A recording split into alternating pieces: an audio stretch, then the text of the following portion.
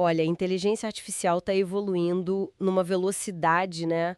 Novos modelos pipocando toda hora, são milhares. Fica até difícil saber por onde começar, né? É verdade. E os que já existem estão ficando melhores. Então a paisagem muda constantemente. Exato. Hoje a gente vai tentar entender um pouco melhor como navegar nesse mar de opções, sabe? Vamos usar como base um material que fala sobre o catálogo de modelos de IA do Azure. Uma ótima referência. A ideia é desmistificar um pouco esse processo de escolha. Ver o que pesa mais: desempenho, custo, adaptabilidade. Porque, assim, não tem bala de prata, né? Um modelo único para tudo. De jeito nenhum. E essa escolha, ela é crucial.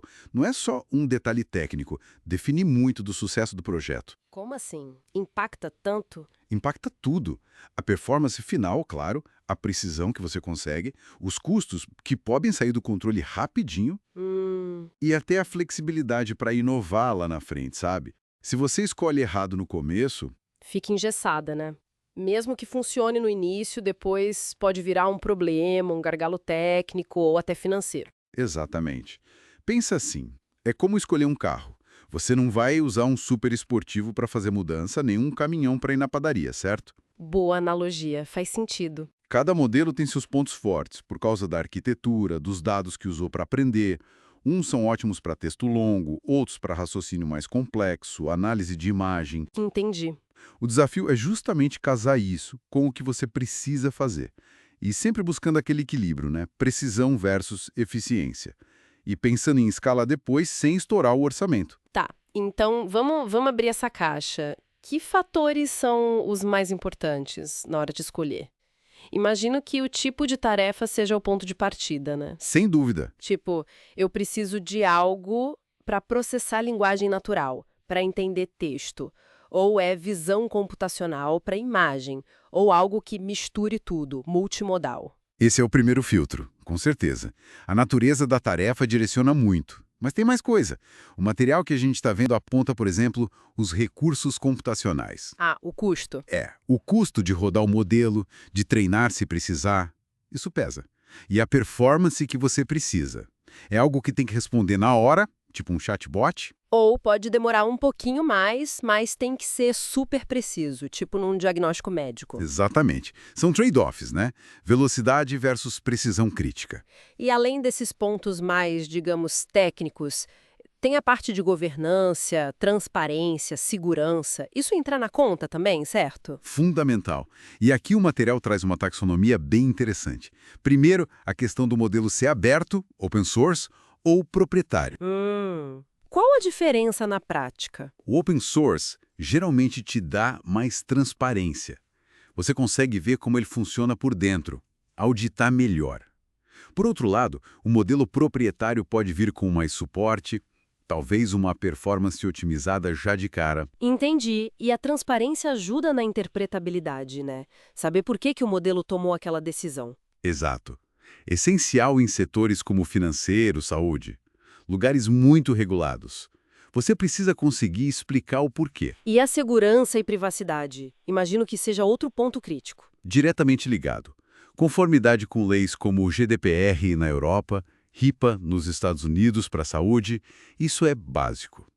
E claro, tem que ver se o modelo pode ser personalizado para a sua necessidade específica. Se ele cresce junto com o projeto, né? A tal da escalabilidade. Isso. Ele aguenta o tranco quando o volume aumenta? Uau, é bastante coisa para pensar. Como é que organiza essa avaliação toda? Não parece ser algo que se decide numa reunião só. E não é mesmo. A abordagem que funciona melhor e que o material sugere é iterativa, um ciclo. Um ciclo, como assim? Pense em 3 estágios: prototipar, depois otimizar e, por fim, operacionalizar. Ok, vamos por parte. Prototipar. No protótipo, a pergunta é bem direta. Será que IA consegue resolver o meu problema? O foco é validar a ideia rápido. Pega um modelo conhecido, forte, tipo um GPT-4 para texto ou o DALL-E para imagem. Testa a viabilidade sem se preocupar muito com otimização ainda. Para ver se a ideia para em pé, basicamente. E se a resposta for sim? Aí você vai para o segundo estágio, otimizar. A pergunta muda. qual é o melhor modelo para o meu caso específico. Ah, aqui entra a comparação, então. Justamente. É hora de usar benchmarks, ferramentas como o Azure AI Foundry, que você mencionou. É tipo um laboratório para testar vários modelos lado a lado. Comparando o quê? Métricas-chave, precisão, latência, que é a velocidade da resposta, e, claro, o custo. Aí você começa a pensar.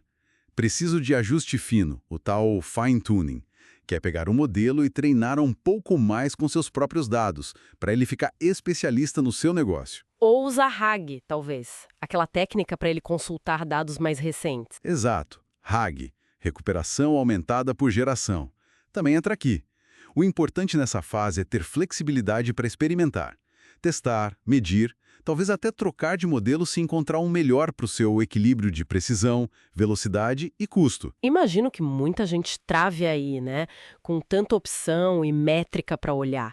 E depois que acha o melhor modelo, o que vem? A operacionalização, a pergunta final é: beleza, funciona, mas consigo escalar isso para o mundo real? Para atender meus usuários de verdade, de forma confiável? Ah, o teste de fogo. O foco muda para escalabilidade mesmo. Performance sob carga, gerenciamento de recursos, confiabilidade, a experiência do usuário final, manter a segurança e a conformidade. E otimizar os custos em produção, imagino, e garantir que o sistema possa se adaptar no futuro. Perfeito. É garantir que a solução seja robusta e sustentável a longo prazo. Essa teoria toda faz muito sentido, mas e na prática? Tem exemplos de empresas que seguiram esse caminho e tiveram bons resultados? Sim, sim.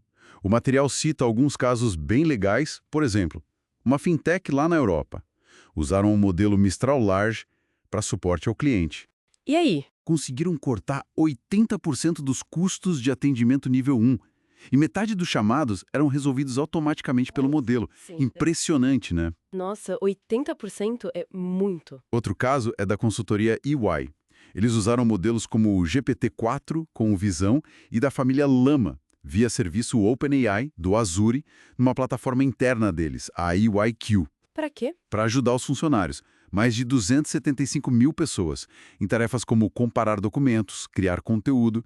O resultado foi um belo aumento de produtividade. Mostra o potencial real, né? E aquele catálogo de modelos de IA do Azure que você falou antes, ele entra onde nisso tudo? Ele ajuda muito, principalmente nas fases de prototipagem e otimização. Funcionam como um hub centralizado. Um lugar só para achar tudo? Exato. Tem mais de 1.600 modelos lá, de vários fornecedores grandes. OpenAI, Meta com o Llama 3, Mistral, Cohere, entre outros. A ideia é facilitar essa parte de descobrir, comparar e testar os modelos. Tudo num ambiente integrado. Agiliza bastante. Entendi. Então, para a gente amarrar conversa, escolher o modelo de IA certo não é uma decisão pontual. É um processo que se repete, né? Iterativo. Isso. E depende de um monte de fatores. Essa escolha é realmente crítica para o sucesso. E o principal, não tem receita de bolo. Não existe um modelo único para tudo. Resumo perfeito. Entender esses fatores, abraçar essa ideia do ciclo iterativo, é isso que ajuda a tomar decisões melhores, mais informadas. Não importa o tamanho do projeto, sabe? Faz toda a diferença para não cair em armadilha e realmente tirar valor da IA. Exatamente. Maximizar o retorno do investimento. Bom, para a gente fechar, fica uma provocação aqui. Ok, a gente se preocupa em escolher o melhor modelo para hoje. Mas e amanhã? Esses modelos evoluem tão rápido. Como é que as empresas podem se preparar para essa evolução constante? Para talvez ter que tocar de modelo lá na frente, de um jeito ágil, sem parar tudo. Excelente ponto para reflexão. Como construir essa agilidade desde o começo? Fica aí a pergunta no ar.